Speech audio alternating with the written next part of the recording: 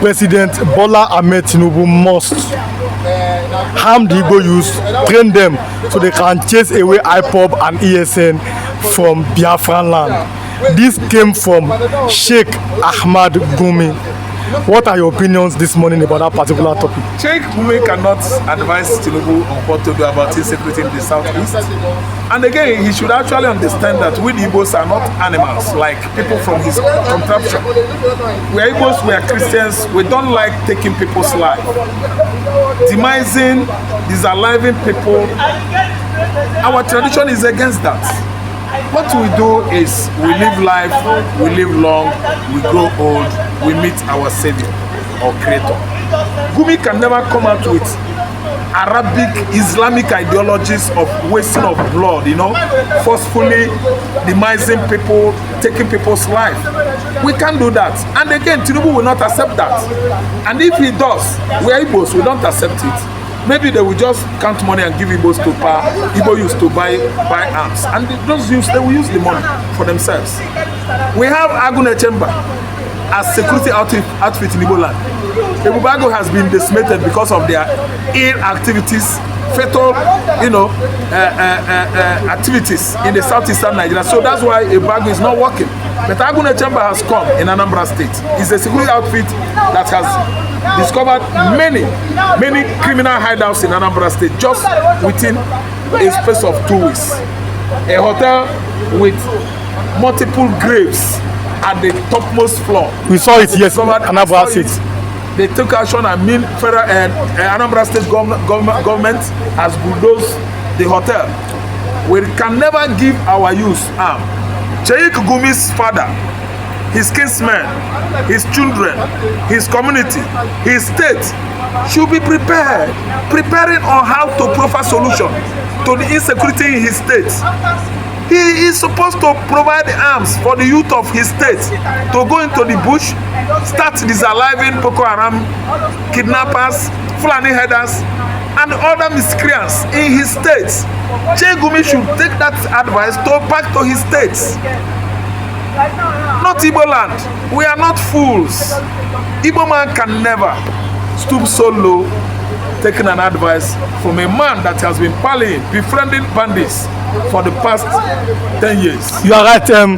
Sheikh Gumi was called the spokesman of the bandits at a particular time in Nigeria. But over the weekend, 20 Mabis were killed by Boko Haram. Even yesterday, 22 soldiers were killed again by Boko Haram. The advice that is given to Tinubu on the Igbos, shouldn't he direct that same advice to his own people? Yes, you see it. Someone might be in the middle of water, accusing others they are the one that they deny him, space to sprinkle water on his soap, pruned, face. The soap has entered his eyes. He is in the middle of water. Instead of using the waters, to watch up his faith, he's still accusing people that they should provide water for him to do that, while he is in the middle of the river. Sheikh Gumi has not been able to tell us reasons why he has this kind of hate for southern Nigeria in its entirety. Sheikh Gumi does not hate only Igbo, because I can see how Boko Haram, kidnappers, headers has taken over the whole Yoruba forest recently. And Sheikh Gumi is giving Tinubu such advice. Why not advise Tinubu to provide arms for sophisticated work, for Amoteku outfit, security outfit, to go after those people, those miscreants from north, bandits, Boko Haram, in Yoruba forest and highlands. It is right time to provide a solution to Bola Ahmed Tinubu, not advising Igbo youth at least to begin to kill themselves, when it is obvious that recently Boko Haram and the bandits has disalived over 200 people in the north, the region from where Sheikh Gumi hails from. So it is right time for us to see the hypocrisy of the northern elites, of those Islamic extremists. Their hypocrisy has been detected by us, not today, not last year, but of many years. We have actually understand that these are the hypocrites that have succeeded on destroying Nigeria. it is high time for a new Nigeria to emerge. A new Nigeria whereby the youths, the elites, should start to have new reorientation, begin new reorientation, not new orientation, reorientation of new what? Way of reasoning and thinking. That the Fulanis are bent on dividing the Southerners, destroying the Southerners, so that they will subjugate them to slavery and all manners of servilities. How could you just proffer this kind of advice to Igbo youths? To turn Igbo youth, Igbo land, a killing zone, a killing what? Street, a killing field. He has not succeeded on that advice because no Igbo man could ever buy into it. So what my advice is saying now is that to the Igbos and the Yorubas, a stitch in time saves 9. Work together, forget about selfish interests, understand that we are same people that have been living in the southern Nigeria for many years before the incursion of the Fulani Islamization that has gripped Ilorin for how many years? From Ilorin, they are expanding their Islamization tentacles to Ochun, Oyo, and Ogun State. Southern Nigeria, which is largely occupied by the Igbos and the Yoruba, again I warn, a stitch in time saves 9. Come together as Igbo and the Yorubas, begin to parley together, work together, and find out the kind of crafts and the scheming the Fulanis are using to subjugate you. But we've seen how Yoruba groups are now getting the Sharia law. Who do you think may be behind this Sharia law that is causing controversy in the southwestern part of Nigeria? I will tell you. The people that are behind Sharia law is number 1, Sheikh Gumi. Number 2, Bacha Ahmad. Number 3, El Rufai. In Yoruba land? I'm telling you, they are funding the Sheikh Imam, the chairman of Council of Imam in Southwest. That's a Kitiman. I don't really understand. They are funding them to convince them so that they will instill Sharia court or panel in Southwest, an abomination. Southwest is made up of 65 Christians. Are you listening to me? For 35 Muslims. How could you do that? If you establish Sharia panel in the Southwest, what about the worshippers of Shango or Rumila and so on and so forth? The Yoruba traditionalists, what do you expect them to establish here as law? They have rules and regulations and their own laws, and you must allow them to be. What about the Christians that have occupied the large portion of this region of Southwest? They will reenact their own laws. Christians have laws of tradition. Mosaic law is there, and there's the kind of law we have as Pentecostal Christians now.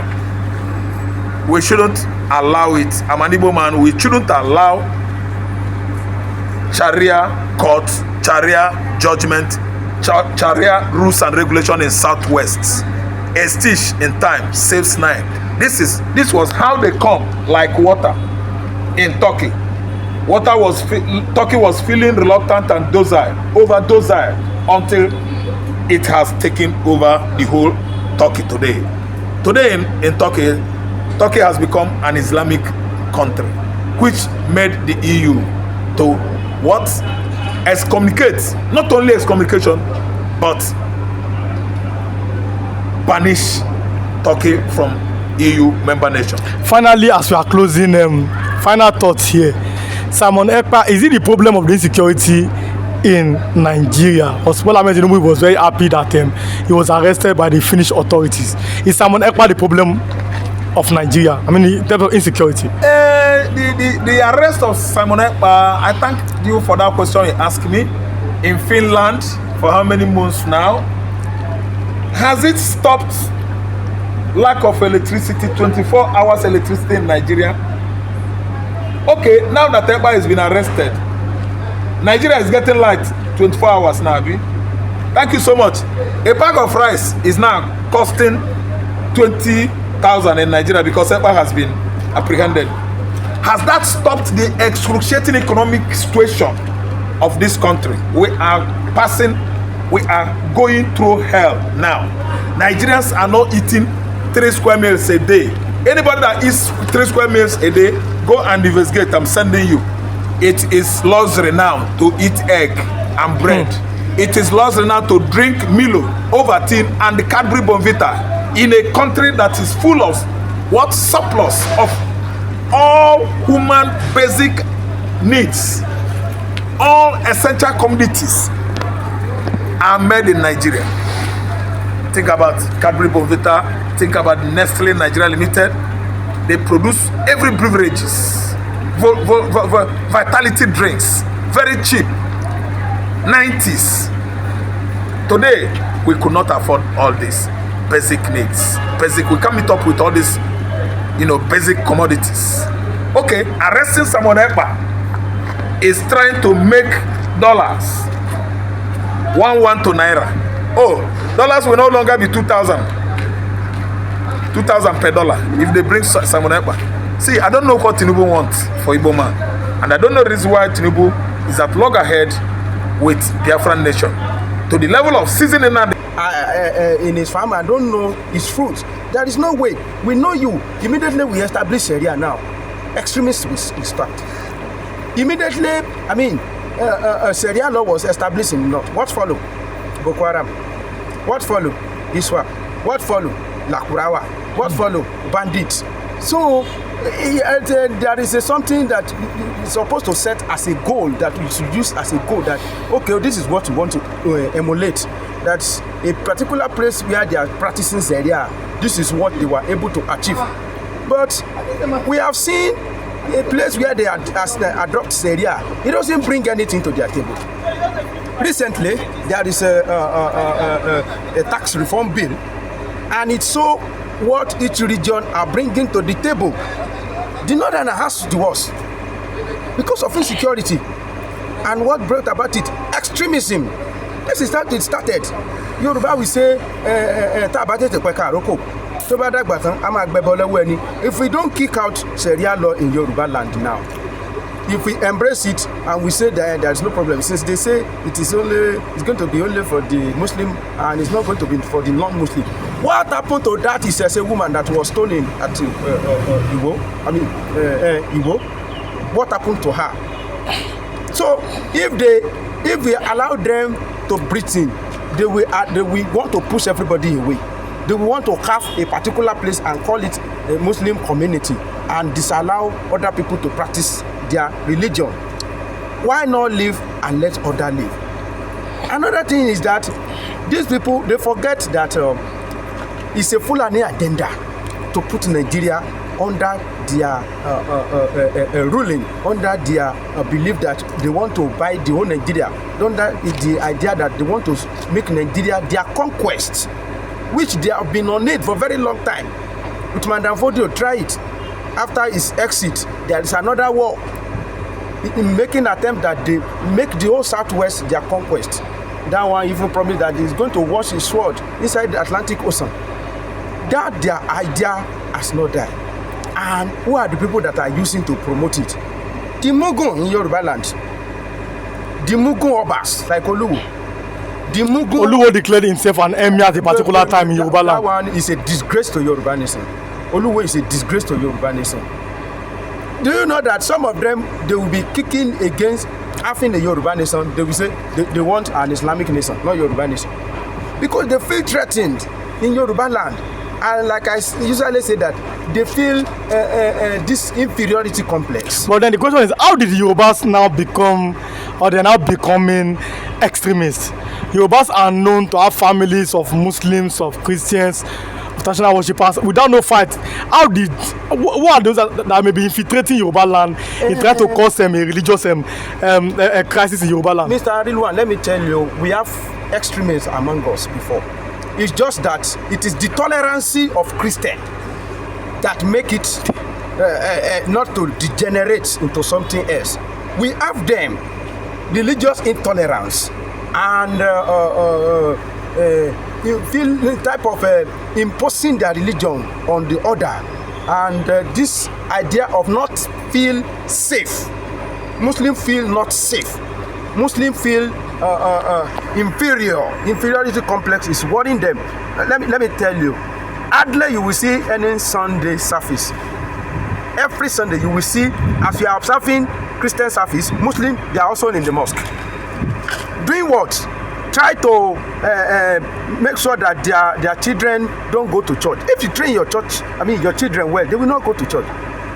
Look at it. Every 31st December, as we are going for crossover service, they are also going for crossover service. So it's a sign of fear, sign of inferiority complex, to the extent that they always cry of being marginalized. Look at what they are saying now, that the whole Southwest, the governor that are in the whole Southwest now, they are Christian. It's a sign of inferiority complex. What does it change? That the whole governor in the Southwest, if they are Muslim, will they complain? If Christian complain, then we are going to look for the way, and it's not going to be a violent one. And it will never happen in the Southwest that the whole Southwest, it is Muslim that will be governor, because you cannot have a governor, a Muslim governor in Ondo and Ekiti. It's not possible. Go to Ogun State. Before you will have 3 governors in Ogun State, you have at least 2 Christian, 1 Muslim. That's what is happening. Only this man, the one that left before that Abiodun, was a Muslim. He was a Muslim, yes. Amosun. So to tell you that the fighting that they are trying to fight, this is a fight that they cannot win. If you go to Ogun State, the elites there, majority of them, they are Christian. There you will see the political elite dominated. Where the political elite, where you will find most of them, they are Ijebus, and majority of Ijebu, they are Christian.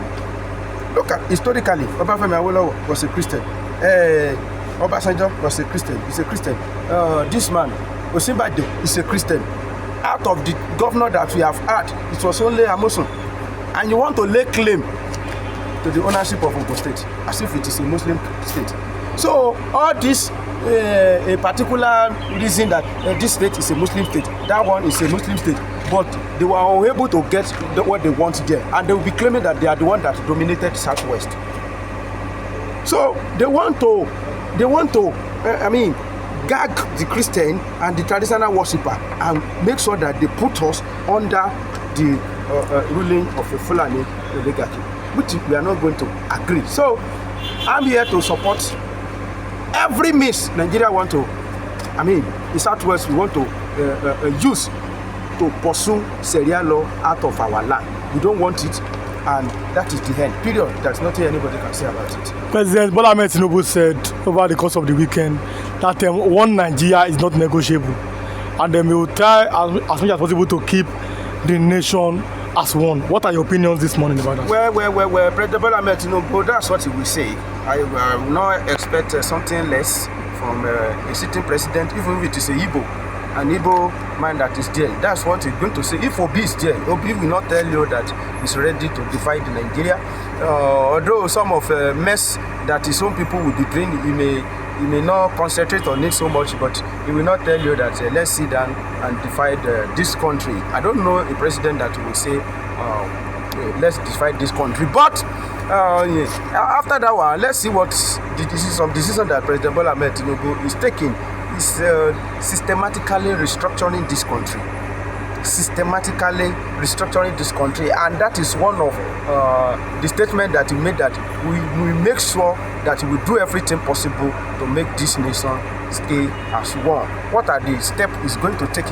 It's all this matter of restructuring, systematic restructuring.